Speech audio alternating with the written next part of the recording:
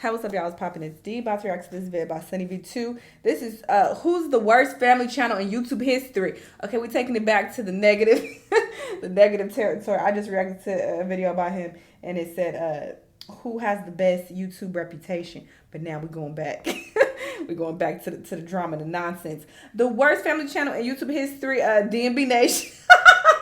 Well, okay, I want to say in history. Well, they did do a lot of weird stuff, actually, now that I think about it. Like, a lot. I don't know if they'll be on this list. Also, that white lady who was starving her kids. You know, that whole recent nonsense with her. They got the Ace family in the thumbnail. Child, let's see who on here. Let's watch. These are the 5 worst family channels in YouTube history. And coming in at number 5 is the Prince family, who would quite literally give up their own children for a couple extra views. The parents Bianca and Damien gain an audience by peddling the most atrocious clickbait you might ever witness. Take for example this video titled "Pray for the Prince family house firefighters pulled up," with a thumbnail implying that the house had caught on fire. In all actuality, their house-related emergency was a leaking pipe in the backyard, which was fixed not with a firefighting crew, but rather by turning the tap off. In a different video that clickbait, "My car got repoed, we're going broke," although after clicking on the video, you'll find that the car was simply being taken to a mechanic as a result of a flat battery. On top of this, they've literally uploaded more than 10 extremely serious videos stating that they're breaking up without ever actually doing so, but even then this is nothing compared to how they use their children and pregnancies to get extra clicks. The scummiest example is this video titled "No Heartbeat," with a thumbnail of a pregnant Bianca going into an ambulance, implying that perhaps their baby had died. When you watch the video, however, it's explained that Bianca simply had a bladder infection, which moved the position of the baby in her womb. They couldn't find her heartbeat at first because she moved so much. The baby keeps moving. Then in this video titled "We got into a car accident at 32 weeks pregnant, she freaked out," the Prince family implied that they'd crashed the Lambo and put their unborn baby in danger, when in all reality they'd simply gotten a couple of scratches at the rear of the vehicle. Although it'd be when the baby was born that they'd become even scummier, beginning with Bianca implying that she wasn't happy with the baby's physical appearance just moments after giving birth. She's gonna have brown eyes for sure. I thought she was gonna have pretty eyes. Bright blue eyes. She do got pretty eyes. She's gonna have brown eyes for sure. Her ears.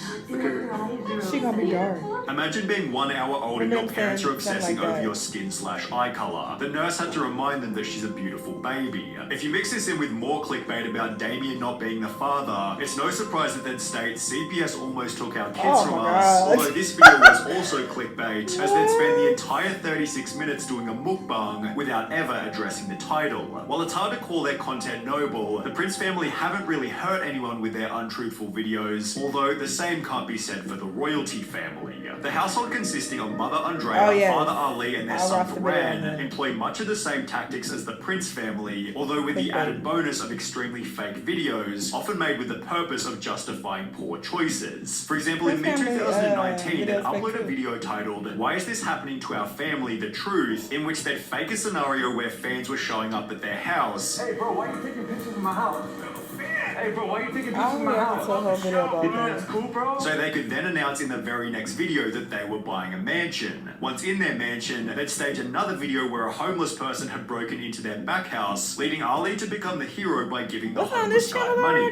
Maybe it's a different channel. Streets, can't be selfish. I'm gonna give you some cash, but I'm gonna need you to leave. When a black person broke in, they was like, "Get out of here." Actually broken into by a real intruder, leading them to show their true colors by giving a totally different response. Are you serious, bro? Going to people's homes and sleeping in the back? Hey, serious, call the cops. With these videos also hinting at their next major problem, extreme materialism. Their channel achieved most of its growth through videos spoiling their son beyond belief. For example, 8-year-old takes parents' credit card, no budget at mall, throwing a I reacted to a whole video about them. I just don't want to hear about them no more.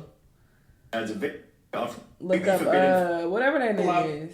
Or the worst channel on YouTube. The Ace family. Similar to the royalty family, the Ace family gained close to 20 million subscribers by throwing money around in pursuit of the perfect family image. It began with the husband, Austin, purchasing a Jeep for his wife, Catherine's birthday, although within only 18 months of doing so, this had escalated into buying Lamborghinis and flexing their mansion. Throughout the process, they were exposed for renting despite having claimed they bought the property, although it'd be when they did actually buy their own mansion that their channel completely fell apart. The Ace family essentially found two separate houses, ripped out the insides and combined them together, creating a 12-bedroom, 13-bathroom mega mansion. It cost them over $10 million to buy the property in an area where very few sold for more than $2 million, made worse when it was shown that they'd financed the entire purchase. The McBrooms took out a hard money loan of $8.85 million from Five Arch Funding Corp and another $1 million loan from TMK Development LLC, who I'm assuming is also a hard money lender. Hard money loans are expensive loans used by house flippers that almost always have a 1-year payback term.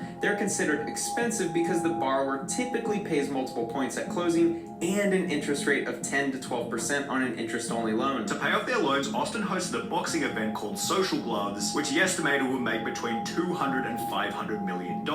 Instead, it sold only 136,000 pay-per-view subscriptions at between $50 and $90 each, meaning that at an absolute maximum, the event made no more than $12 million, or 17 times less than the estimated figure. For this reason, Austin was unable to pay any of the fighters, made worse when he was sued by the event's organizer for $100 million. This would then accompany 11 other lawsuits relating to previous rental properties and Catherine's makeup line, doing so much damage to their finances they could no longer afford their mortgage. In mid-2021, it was announced that their mega mansion was going into foreclosure, after which they'd upload a video titled Our House Story, in which they'd spend over an hour blaming the developer for building the house incorrectly, before stating this. And we're probably gonna get like 5 more houses in the next 10 years. Like, we're going to invest. We're going to get more homes and more homes and more homes. However, the Ace family have made no such comeback, as things have only gotten worse. When we covered the Ace family back in November 2021, their channel was still doing 10 million views per month. However, this number has since dropped to less than 2 million as a result of an almost non-existent upload schedule.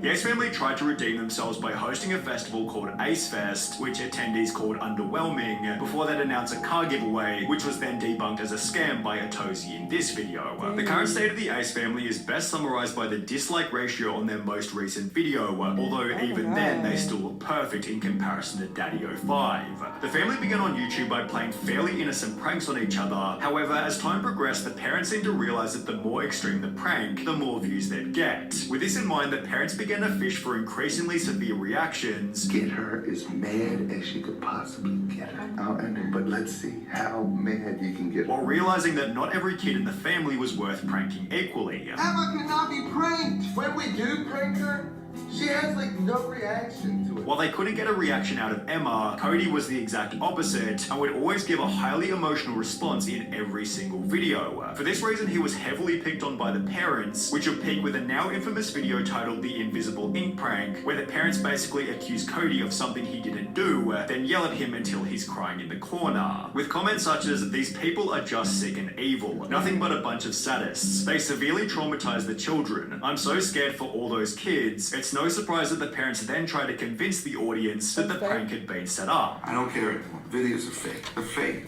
I mean, I believe them because most pranks are fake.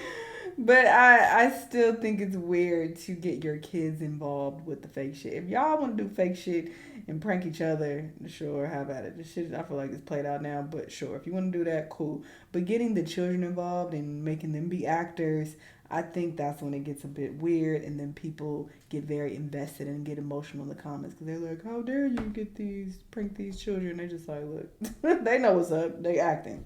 Over-exaggerated. Some videos are scripted. Some they're just played out. However, just a few days prior, the parents had said something different to Keemstar. Are these videos 100% real? Right. The videos were not fake, but some things are a little exaggerated. After which the family removed every single video from their channel, excluding a formal apology in a desperate bid to win back their audience. This has been the absolute worst week of our life, and we realize that we have made some terrible parenting decisions. But with comment after comment along the lines of, "Worst week of our life? Yeah, you gave them damage for their whole lives. You're disgusting." It seemed their viewers were done watching, and the audience wasn't the only thing that the family was set to lose. What? Cody's 11-year-old sister Emma were both removed from the home and at least temporarily placed with their biological mother, Rose Hall. Emma and Cody are with me. I have emergency custody. As mentioned, Cody and Emma were both taken and returned to their biological mother, after which an article was posted reading, controversial Daddy5 YouTubers sentenced to probation for prank videos with their kids. It explained that each of the parents had been charged with 2 counts of neglecting a minor, after which YouTube made the choice to permanently delete Daddy5's channel. With nowhere else to go, the family began posting videos to their own website behind a $5 paywall, although they'd soon discontinue the practice with the message, in order to move on with the healing process from the 2017 events, we have agreed willingly to remove our videos from even this site. For the sake and well-being of our family, Mike and I feel it is best that we take a long break from the public spotlight. They returned to YouTube in 2019 with a new channel called the Martin Family, although with an average dislike ratio of around 75%, it seems their social media future is as dead as fried chicken. Even then, Daddy5 is lucky to have a life outside of prison, as the 8 Passengers Family channel recently I know you fucking lying. I did not recognize. That is not what she looked like. Behind bars. 8 Passengers was created by Ruby and Kevin Frankie back in early 2015, where they began to share videos of their unique life as a Mormon family of 8. They post videos doing everything from sports to parties. However, the audience quickly noticed that whenever the kids did anything wrong, I never actually saw clips of the videos though, so if they always gave an unreasonable level of punishment. For example, when a 6-year-old daughter failed to make her own lunch before school, the mother punished the daughter by refusing to bring her food, despite being asked by the teacher. I responded and just said Eve is responsible for making her lunches in the morning, so the natural outcome is she's just going to need to be hungry. Hopefully nobody gives her food and nobody steps in and gives her a lunch. Later stating in a different video, my kids are literally starving. I hesitate to say this because this is going to sound like I'm a mean barbarian, but I told the kids, I said, I'm not even going to let you eat breakfast until you get your chores done. When these punishments failed to achieve the parents' desired outcome, they'd up the ante by refusing presents to their 2 youngest kids on Christmas. This year they are not going to be visited by Santa. Christmas morning, their 4 older siblings will be getting Christmas presents to open, and that they will have the gift of love from their dad and I, because we want them to really have a visceral experience that hits them. Which was in addition to their oldest son sleeping on a beanbag for 7 months as punishment for playing one single prank. My bedroom was taken away for 7 months and then you give it back like a couple weeks ago. I don't think our viewers know that. Noticing a pattern of overly strict parenting, a Change.org petition was launched reading, "Get 8 Passengers Ruby Frankie under investigation for child abuse," after which multiple videos were published documenting the family's controversial history. As a result, their viewership evaporated by over 90%, and by 2023, the channel was struggling to gain 1 million views per month. Ruby had also grown tired of being criticized by the public, making the choice to permanently delete the channel on the 2nd of August 2023. However, this wouldn't be the end of the 8 Passengers saga. The oldest daughter, Cherie, had always been outspoken about her family's parenting style and would post this image to her Instagram story showing police and the caption "finally" only 4 weeks after the channel was deleted. It was then revealed that the mother had been arrested for aggravated child abuse after the 12-year-old son had been found emaciated and malnourished with open wounds and duct tape around the extremities. The condition of the juvenile was so severe that they were seen by Santa Clara Island's EMS and transported to a local area hospital.